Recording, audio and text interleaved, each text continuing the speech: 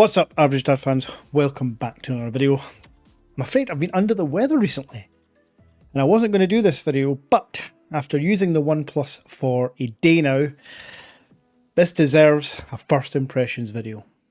Let's go. So as mentioned, I typically do a nice unboxing, talk through the specs, first impressions when I get it, but we're delayed a day. I was under the weather, and then I had thoughts. Do I want to do a first impressions for this, or will we just go straight to the review in a few days, or comparison with the S24 Ultra? Well, after using the phone for 24 hours, this phone deserves first, second, third and fourth impressions. I've been blown away in the day so far by the specs, the camera, the processor, the display, just everything about the OnePlus 12 screams flagship at a high mid-tier level price. So first off, the unboxing experience, almost typical OnePlus in that you're getting almost everything you need, including the box. That's a 100-watt charger, the usual red USB-A to USB-C cable, troll stickers, leaflets, SIM ejection tool, and a damn it, no case. No, for the first time in many, many years, in fact, for the first time ever for me personally buying a OnePlus device, no included case, not even the cheap TPU one. And I'm battling with myself whether that's a good or a bad thing.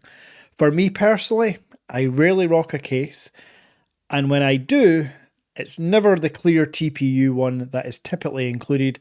I would go buy another third-party one. But on the other hand, when you get this phone, you want to keep it somewhat protected until that other case does come through the mail from Amazon or wherever you buy it.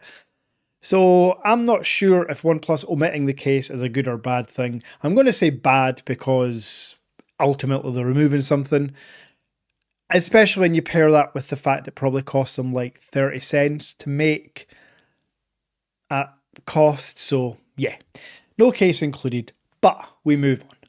When you start to power up the device, you see straight away the new display. 6.82 inches, the biggest display on a OnePlus Candy Bar phone yet, and it's a stunner. It's a Quad HD 120Hz LTPO3 technology, so it's going to go all the way down to 1 Hz and then all the way up to 120 Hz when required. Brightness wise, it's one of those ridiculous ones again. The Samsung S24 Ultra just came out with its 25 or 2600 nits of brightness, and that's more than bright enough for any scenario. Well, the OnePlus 12 pisses all over that with 4500 nits. Now, to be clear, unless you are trying to send a WhatsApp message on the surface of the sun, you are never going to need 4500 nits of brightness, but it's there. I'm more impressed with the sharpness of the Quad HD display and the pixel density being higher on this than it is in the Find X7 Ultra and the S24 Ultra at 510 ppi. Now again, while setting up the phone, you're maybe a bit bored, you want to look around that hardware. And it's, again, typical OnePlus. There's a volume, rocker and power button on the right hand side, and a very welcome return for the alert slider on the left. IR blaster and speaker and mic at the top, speaker, USB-C port at the bottom. Everything's flagship. Internally, it's UFS 4.0, it's DDR5X RAM, it's Snapdragon 8 Gen 3 chip with the 750 GPU. It's got everything. And also internally, it's got a huge battery. Now, don't get me wrong, I've not had to charge it yet, it's only been a day, but it's a 5500 or 5400 milliamp hour. I've just been reading the specs on the OnePlus 12R, which again is another impressive thing. And that was 5500. I'm sure the OnePlus 12 is 5400. Either way, one of the largest batteries in a flagship phone out there, and it charges with the charger included at 100 watts. Now, I mentioned the processor, I mentioned Android 14, 750 GPU, all that stuff. Ultimately, here I am playing real racing, which I am awful at when I'm a Formula 1 car with like assistance off. yeah, the screen's immaculate. The graphics are immaculate. This has got enough power to send 10 rockets to the moon, let alone watch me play Real Racing 3.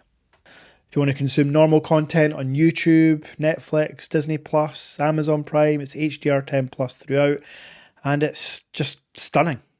Absolutely stunning. Colours. OnePlus have never struggled when it comes to colours. Ever since the OnePlus 8 Pro, which was the first OnePlus I actually bought, I've always been impressed with the screen. It's still got a slight curve, so it hasn't fallen down the rabbit hole of everyone else by going flat display like the Samsung and the iPhone. And I think I like it. Again, to feel in the hand, it's curved back and front, so it feels a bit more ergonomic. And there's a lot less drop off. It's not a harsh curve. So yeah, colours don't bleed out as far as I can see.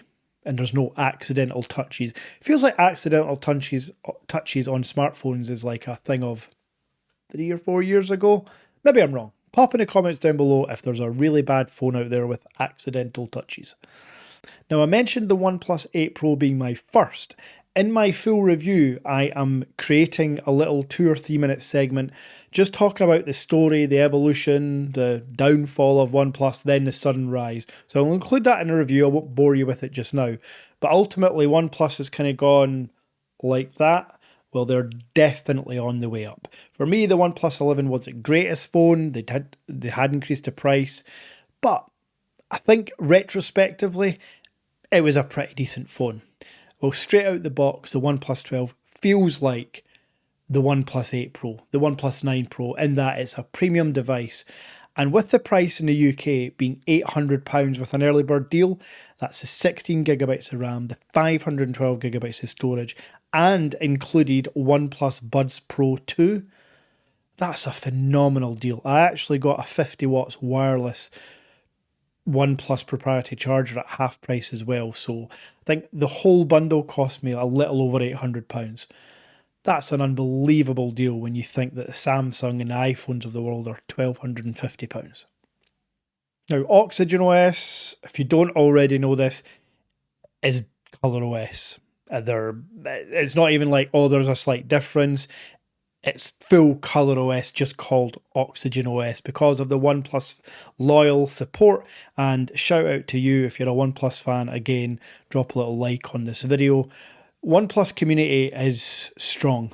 And again, I'll talk about this in my review. When Carl Pei left, there was a big drop off. And he seemed to take quite a few of those fans with him to nothing. But now what OnePlus are doing with the OnePlus Open being the best foldable of last year, heck, for me, the best phone of last year. The OnePlus 12, we're only in February, but it's going to be a very strong contender for phone of the year. There's nothing this phone doesn't do. Again, I'm only 24 hours in, but I can't see where it's going to go wrong for me. So if you're in the market for a flagship phone at a very wallet-friendly price, maybe the OnePlus 12 is for you, or maybe you want to wait a few days until I bring out my full review. I'm glad I could get this content out. Didn't want to leave you hanging. It's been a couple of days since my last video. I appreciate all the support, and until next time.